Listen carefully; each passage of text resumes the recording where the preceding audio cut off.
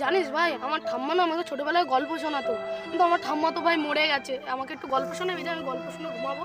আমি তো গল্প জানি না, আমি তো কি করে গল্প শোনাই বলতো? গল্প শুনবি? দাদা গল্প শোনাচ্ছি।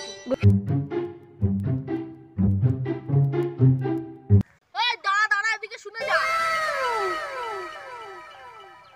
এই তুই আমার টাকা কবে দিবি না? ভাই জানিস আমি তোর টাকা না অনেকদিন আগে দিয়ে দিতাম ভাই, আমার বাড়িতে খুব অসুবিধা চলছে। জানিস ভাই আমার বোনের বিয়ে ছিল। कहानी सुनो कहानी सुनो कहानी सुनो जुबानी सुनो।